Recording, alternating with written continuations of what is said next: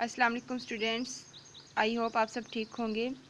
Students, آپ کا chapter number 1 ہے مطالعہ پاکستان کا، پاکستان کے نظریاتی اساس، اور لیکچر نمبر 5 ہے جس میں ہم لانگ کویسچنز کر رہے ہیں۔ پیج نمبر 17 پر آ جائیں۔ لانگ کویسچنز میں دیکھیں کویسچن نمبر 3، علامہ اقبال کے ارشادات کی روشنی میں نظریہ پاکستان کی وضاحت کریں۔ اس کا آنسر ہے پیج نمبر 13 پر۔ نظریہ پاکستان اور علامہ اقبال۔ علامہ اقبال برصغیر کے ان مسلم رہنماؤں میں سے ایک ہیں جنہوں نے مسلمانوں کو الگ ریاست کا تصور دیا، اپنی شاعری کے ساتھ ان کو بیدار کیا۔ پہلے پہل آپ بھی ہندو مسلم اتحاد کی حامیوں میں سے تھے، ٹھیک ہے، لیکن علامہ اقبال نے نظریہ پاکستان کے حوالے سے دعویٰ کیا کہ ہندو اور مسلمان ایک مملکت میں اکٹھے نہیں رہ سکتے۔ اسٹوڈینٹس، یہاں کچھ چیزیں میں نے انڈر لائن کی ہوئی ہیں، ان کو آپ بھی ہائی لائٹ کر لیں گے کیونکہ وہ ایم سی کیوز بھی بن سکتی ہیں، شارٹ کویسچن میں بھی آ سکتی ہیں۔ علامہ اقبال برصغیر کے ان مسلم رہنماؤں میں سے ایک ہیں جنہوں نے مسلمانوں کو الگ ریاست کا تصور دیا اور اپنی شاعری کے ذریعے ان کو بیدار کیا۔ پہلے پہل آپ بھی ہندو مسلم اتحاد کے حامیوں میں سے تھے۔ یہ آپ کا ٹک کراس میں آ سکتا ہے کہ کیا آپ ہندو مسلم اتحاد کی حامیوں میں سے تھے یا نہیں، ٹھیک ہے، لیکن ہندوؤں کی تنگ نظری نے جلد ہی علامہ اقبال کو اس بات پر سوچنے پر مجبور کر دیا کہ وہ الگ ملک کا مطالبہ کریں۔ آپ نے خطبہ الہ آباد 1930 کے ذریعے مسلمانوں کے لیے الگ ریاست کا مطالبہ کیا۔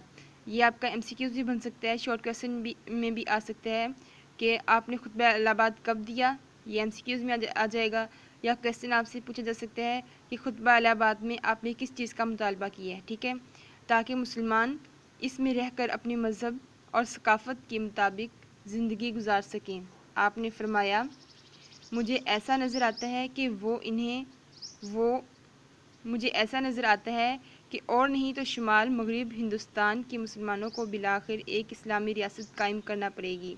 اگر ہم چاہتے ہیں کہ اس ملک میں اسلامی بحیثیت تمدنی قوت زندہ رہے تو اس کے لیے ضروری ہے کہ وہ ایک مخصوص علاقے میں اپنی مرکزیت قائم کرے۔ میں صرف ہندوستان میں اسلام کی فلاح و بہبود، فلاح کہتے ہیں بھلائی کو اور بہبود کہتے ہیں قوم کی خوشحالی کے خیال سے ایک منظم اسلامی ریاست کے قیام کا مطالبہ کر رہا ہوں۔ اسٹوڈنٹس، یہاں علامہ اقبال نے اپنے اس بیان میں واضح طور پر کہہ دیا ہے کہ انڈیا ایک برصغیر ہے، ملک نہیں ہے۔